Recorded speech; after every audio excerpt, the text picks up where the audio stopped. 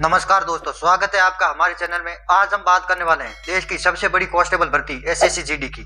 क्या इस बार 2026 में 50,000 प्लस वैकेंसी आने वाली है? इसका नोटिफिकेशन कब आएगा, एग्जाम पैटर्न क्या रहेगा, सिलेबस क्या रहेगा, इसकी सैलरी कितनी रहेगी और कट ऑफ कितनी रहेगी, सारी लेटेस्ट अपडेट आपको इस वीडियो में मिलने वाली है। तो वीडियो को पूरा देखे, लाइक करके चैनल को सब्सक्राइब कर लें ताकि सबसे पहले लेटेस्ट अपडेट आपके पास पहुंच सके। अब बात करते हैं कि टोटल वैकेंसीज कितनी आई हैं। दोस्तों, एसएससी जीडी 2025 में 39,481 वैकेंसी थी, लेकिन 2026 के ऑफिशियल नोटिफिकेशन के अनुसार इस बार सिर्फ 25,487 वैकेंसी आई है, जो कि पिछले साल के मुकाबले बहुत कम है।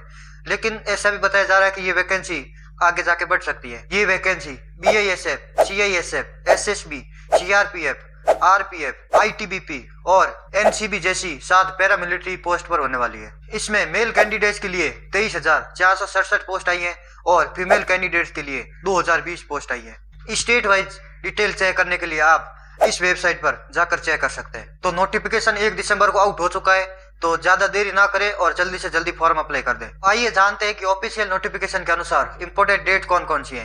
ये नोटिफिकेशन 1 दिसंबर को आउट हो चुका है। इसके फॉर्म भरने की जो स्टार्टिंग डेट है वो 1 दिसंबर को स्टार्ट हुई थी और इसकी जो फॉर्म भरने की लास्ट डेट है वो 31 दिसंबर रखी गई है और फीस पेमेंट करने की लास्ट डेट 1 जनवरी रखी गई है। और अगर आपके कोई फॉर्म में गलती हो जाती है फॉर्म भरते वक्त, तो फिर आप उसमें करेक्शन करवा सकते हैं और वो करेक्शन की डेट आपके 8 से 10 जनवरी के बीच में रहने वाली है। इसका जो एग्जाम होने वाला है वो फरवरी से अप्रैल के बीच होने की पूरी संभावना है और इस भर्ती का जो फिजिकल होने वाला है वो जून से जुलाई 2026 के बीच में होने वाला है। इसकी योग्यता की बात करें तो आपको कम से कम 10वीं पास होना जरूरी है किसी मान्यता प्राप्त बोर्ड से। अगर एज की बात करें तो आपकी एज कम से कम 18 साल और ज्यादा से ज्यादा 23 साल होनी चाहिए। हालांकि कुछ कैटेगरी में आयु में छूट भी दी जाती है, यानी कि आपका जन्म 2 जनवरी 2003 से 1 जनवरी 2008 के बीच में होना चाहिए। अब बात करते हैं इसके सिलेक्शन प्रोसेस और एग्जाम पैटर्न के बारे में। देखो, नोटिफिकेशन के अनुसार इसके 4 स्टेप है।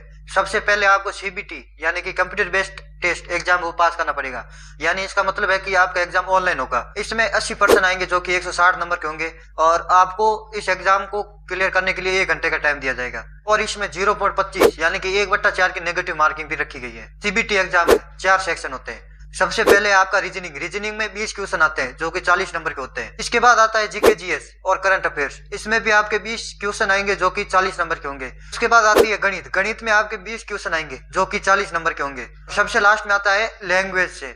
लैंग्वेज में आप हिंदी या इंग्लिश दोनों में से कोई एक चुन सकते हैं और उसके भी 20 क्वेश्चन आएंगे जो कि 40 नंबर के होंगे। इसका लेवल 10th लेवल का ही होता है, लेकिन थोड़ा सा टफ होता है।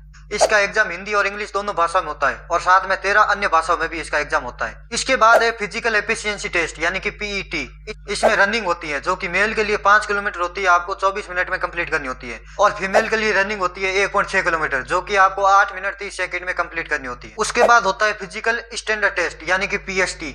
में सबसे पहले हाइट देखते हैं। अगर आप मेल कैंडिडेट है तो आपकी हाइट 170 सेंटीमीटर होनी चाहिए और अगर आप फीमेल कैंडिडेट है तो 157 सेंटीमीटर आपकी हाइट होनी चाहिए। चेस्ट की बात करें तो मेल के लिए 80 सेंटीमीटर चेस्ट होना चाहिए और उसके बाद 5 सेंटीमीटर फुलाकर यानी कि 85 सेंटीमीटर आपका टोटल चेस्ट होना चाहिए। उसके बाद होता है मेडिकल एग्जामिनेशन और डॉक्यूमेंट वेरिफिकेशन। अब बात करते हैं इसकी सैलरी और इसकी जॉब प्रोफाइल की। इसमें आपको पे लेवल 3 के अनुसार सैलरी मिलती है, जिसकी बेसिक सैलरी 21,700 होती है और इसमें इन एंड सैलरी आपकी 30,000 से 35,000 तक हो जाती है, जिसमें आपका एचआरए शामिल होता है, डीए शामिल होता है और टीपी सब शामिल होते हैं और ये सिटी की लोकेशन पर भी डिपेंड करती है।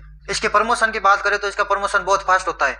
आप 5 से 7 साल में हेड कांस्टेबल बन जाओगे और उसके बाद इंस्पेक्टर तक भी आपकी प्रमोशन हो सकती है। अगर हम इसकी कट ऑफ की बात करें तो जनरल कैटेगरी के लिए इसकी नॉर्मल कट ऑफ होती है 140 से 145 के बीच मेल कैंडिडेट्स के लिए और फीमेल कैंडिडेट्स के लिए होती है इससे 5 नंबर कम यानी कि 135 से 140 नंबर के बीच में।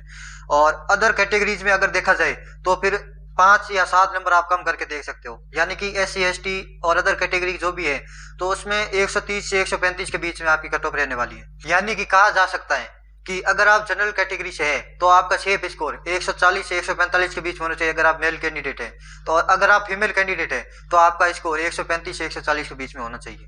और अदर कैटेगरी के जैसे SC ST और जो भी अदर कैटेगरी EWS उनमें भी 5-7 नंबर कम करके यानी कि आपका कम से कम शेप स्कोर होना चाहिए 130 से 135 के बीच में। अगर आपका होगा तो फिर शेप स्कोर होगा। अब हम बात करते हैं कि इसका फॉर्म कैसे भरना है। देखिए, सबसे पहले आपको इस वेबसाइट पर जाना है, इसकी ऑफिशियल वेबसाइट है ये, और उसके बाद आपको OTR यानी कि वन टाइम रजिस्ट्रेशन कंप्लीट करना है।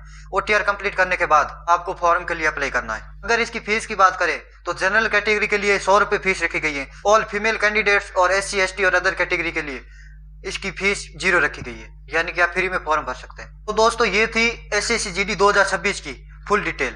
अगर आपने अभी तक फॉर्म अप्लाई नहीं किया है तो जल्द से जल्द फॉर्म अप्लाई करें, और वीडियो अच्छी लगी हो तो वीडियो को लाइक करें और चैनल को सब्सक्राइब कर दें और शेयर कर दें उन लोगों के पास जो SSC GD 2026 का एग्जाम देना चाहते हैं। और अगर आपने फॉर्म अप्लाई कर दिया है तो कमेंट में यस लिख दें। मैं मिलता हूँ आपसे नेक्स्ट वीडियो में। जय हिंद।